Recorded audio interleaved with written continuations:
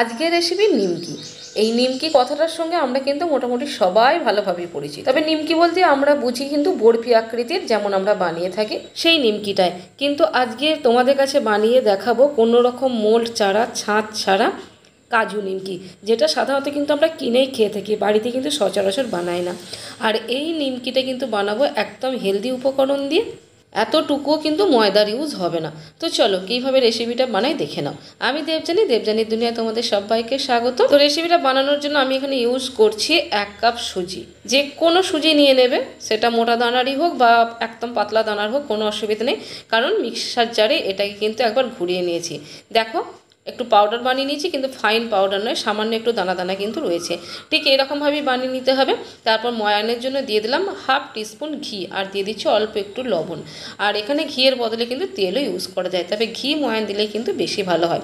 এর থেকে বেশি ময়ান দেওয়ার কোনো প্রয়োজন নেই। ময়ান দিয়ে সুজির সাথে খুব ভালো করে মেখে নিয়েছি। এবার অল্প অল্প করে জল দিয়ে একটা ডো বানিয়ে নেব।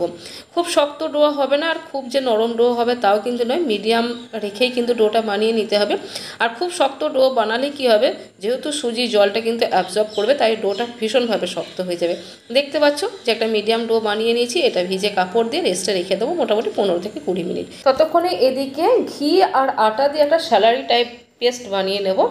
তো ঘি নিয়ে নিলাম এখানে 1 টেবিল স্পুন, আটা দিয়ে দিচ্ছি 1.5 থেকে 2 টেবিল স্পুন মতো। এবার ভালো করে এটাকে মেখে নিচ্ছি। দেখো এটা মাখতে মাখতে কিন্তু একটা ক্রিমি টেক্সচার নিয়ে নেবে, এর মধ্যে কিন্তু কোনো রকম লাম্পস থাকবে না। আর তোমাদের মাখার পর তো দেখতেই পাবে যে এটা দেখতে কিন্তু কত সুন্দর হয়ে গেছে। ঠিক দেখো এটা একটা ক্রিমের টেক্সচার নিয়ে নিয়েছে। তো চলো এবার নেক্সট স্টেপে চলে যাওয়া যাক। মোটামুটি 15 থেকে 20 মিনিট পর আমি ফিরে এলাম, আর ডোটা কিন্তু ভালোভাবে সেট হয়ে গেছে। এবার ডোটাকে আরেকবার আমি ভালো করে মেখে নিচ্ছি। মেখে নিয়ে এর থেকে ছোট ছোট লেচি কেটে নেব। খুব বড় লেচি কাটবো না, তাহলে বেলার সময় কিন্তু একটু প্রবলেম হবে। তো দেখো আমার ওই 1 কাপ সুজি থেকে 6টা লেচি তৈরি হয়েছে। 1 কাপ সুজি থেকে কিন্তু অনেকগুলোই নিমকি বানানো যায়। এবার সবগুলোকে আমি একটু গোল করে নিচ্ছি, তারপর এগুলোকে বেলে নেব। আর বেলে নেওয়ার জন্য আটা, ময়দা বা এক্সট্রা কোনো তেল, ফ্লাওয়ার কোনো কিছু ইউজ করার দরকার নেই, কারণ এটা এত সুন্দরই ডোটা তৈরি হবে যে কোনো কিছু ছাড়াই ভালোভাবেই বেলা যাবে। দেখো রুটির আকারে আমি কিন্তু গড়ে নিয়েছি, সবগুলোই কিন্তু আমি একসাথে বেলে নিয়েছি। দেখো সবগুলো বেলা হয়ে গেছে। এবারে স্টেপটা কি করি দেখো, এই যে একটা ক্রিমি পেস্ট বানিয়ে রেখেছিলাম আটা আর ঘিটা দিয়ে, অল্প অল্প করে পেস্ট আমি এর ওপরে দিয়ে ভালো করে একটা রুটির ওপরে মাখিয়ে নেব। কাজটা হাত দিয়ে করলে একটু ভালো হয়, তাহলে বেশ ভালোভাবে মাখানো যাবে। তো দেখো একটা রুটির ওপরে আমি কিন্তু মাখিয়ে নিয়েছি, এর ওপরে আমি দিয়ে দেবো আর একটা রুটি। এই যে রুটিটা দিলাম এর ওপরেও কিন্তু আমি আবার একটু ঘি আর আটার পেস্টটা কিন্তু দিয়ে আবার ভালো করে মাখিয়ে নেবো। এরকম করে আমি কিন্তু মোট 3টে রুটি ইউজ করব। তো 2টো রুটি ইউজ হয়ে গেছে, এর ওপরে কিন্তু আর একটা দিয়ে দিলাম। দেখতে পেলে ঠিক এইভাবেই এবার আলতো হাতে এটাকে বেলে নেবো, মানে একটু পাতলা করে নেবো। যেহেতু 3টে রুটি আছে, তাই রুটির থেকে একটু মোটা থাকবে, আবার পরোটার থেকে একটু পাতলা থাকবে, সেরকম মতো করে কিন্তু এটাকে বেলে নেবো। খুব বেশি চাপ দিয়ে বেলার দরকার নেই, আলতো হাতে বেললেই কিন্তু ভালো হবে। দেখো এটা কিন্তু সুন্দরভাবে বেলে নিয়েছি, সাইজটা কতটা বড় হয়ে গেছে দেখতে পাচ্ছ। এবার নিমকিগুলো কেটে নেওয়ার পালা। কিভাবে কাটবো দেখো, নিয়ে নিয়েছি এরকম একটা ছিপি, আর ছিপি হাত থেকে বেরিয়ে চলে যাচ্ছে। তো ছিপিটা কিভাবে নিয়েছি দেখো, ছিপিটাকে কিন্তু প্রথমে আমি ভালো করে সাবান দিয়ে ধুয়ে পরিষ্কার করে নিয়েছি। এটা ওষুধ যে বাচ্চাদের ইউজ করা হয় বা বড়দের ক্ষেত্রেও সিরাপ টাইপের সিসিগুলো যে ছিপি আসে না, সেই ছিপিটা কিন্তু আমি এখানে ইউজ করছি।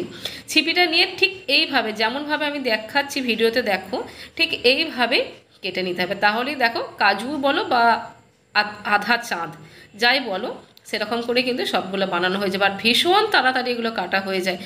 যেমন আমরা ওই বরফি টাইপের নিমকি বানিয়ে থাকি, তার থেকেও কিন্তু তাড়াতাড়ি এটা কাটা হয়ে যায়। আর কাটতে এত ভালো লাগে না যে বাচ্চারাও খেলার ছলে কিন্তু এগুলো কেটে দেবে। তো এগুলো কেটে নেওয়ার পর যে অল্প করেই কিন্তু সুজির ডো বেঁচে যাচ্ছে, সেটাকে আবার বেলে নিয়ে এইভাবে কেটে দিলেই কিন্তু হয়ে যাবে। কোনো জিনিসই কিন্তু ওয়েস্ট হবে বা ফেলা যাবে এরকম কোনো ব্যাপার। সবগুলো বানিয়ে নিয়েছি, তেলও গরম করে নিয়েছি। তেল কিন্তু মিডিয়াম হট থাকবে, একদম হাই হিটে নয়, আর কিন্তু তেল কিন্তু ঠান্ডা হলেও চলবে না। মোটামুটি মিডিয়াম হট তেলে আমি একটা ছেড়ে দিয়েছি, তোমাদের দেখাচ্ছি দেখো। আর একটা থেকে কেমন 2টো তৈরি হয়ে গেল দেখো। এই 2টো ভাজা হয়ে গেছে, তুলে নিলাম। এবার কিন্তু আমি একে একে নিমকিগুলো ছেড়ে দেবো। একসঙ্গে খুব বেশি দেবো না, তাহলে কি হবে বলো তো, পুরো কড়াই ভর্তি হয়ে গিয়ে তারা ফোলার জন্য স্পেসটা পাবে না। আর এগুলো কিন্তু খুব বেশি ফোলে, বেশ খুব খাস্তা হয়, আর খুব ফোলে, তার জন্য কিন্তু ওদের স্পেস দরকার, তাই একসঙ্গে খুব বেশি দিলে কিন্তু এগুলো ভালোভাবে ফুলতে পারবে না। তো যাই হোক, দেখো এগুলোকে উল্টে পাল্টে কিন্তু ভেজে নিয়েছি। গ্যাসটা কিন্তু অ্যাডজাস্ট করে ভাজতে হবে। প্রথম দিকটা কিন্তু হিটটা ভালোভাবে থাকলেও তারপর মিডিয়াম টু লো করে এগুলোকে ক্রিস্পি হওয়া পর্যন্ত ভেজে নিতে হবে। হালকা গোল্ডেন হওয়া পর্যন্ত ভেজে নেব, তারপর এগুলোকে তুলে নেব। দেখো সেকেন্ড ব্যাচটাও ছেড়ে দিয়েছি, আর প্রথম ব্যাচটা তোলার পর সাথে সাথেই কিন্তু অল্প একটু চাট মশলা আর অল্প একটু শুকনো লঙ্কার গুঁড়ো দিয়ে সাথে সাথেই মাখিয়ে নিতে হবে। এতে কী হবে বলো তো, ভালোভাবে মশলাটা কিন্তু এর মধ্যে ধরে যাবে। যেহেতু তোলা মাত্র গরমও থাকবে আর তার মধ্যে তেলটাও অল্প হলেও থাকবে, তাতেই কিন্তু এই মশলাটা ধরে যাবে। এতে খুব বেশি টেস্টি হয়ে যায়। আর ওটা যদি নাও ইউজ করতে চাও তাহলেও কোনো অসুবিধা নেই, এমনিতেও খেতে ভালো লাগে। কতটা খাস্তা আর ক্রিস্পি হয়েছে একবার শুনে নাও।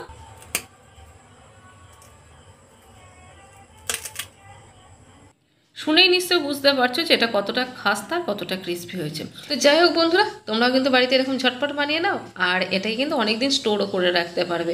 মোটামুটি 1 মাস 2 মাস 3 মাস কিন্তু আরামসে চলে যাবে, কিন্তু এতদিন থাকবে না। কেন জানো? কারণ এটা হওয়া মাত্রই কতটা রাখতে পারবে সেটা জানি না, কারণ এটা এত টেস্টি আর এত মুখরোচক একটা জিনিস যে সামলে রাখাটাই মুশকিল।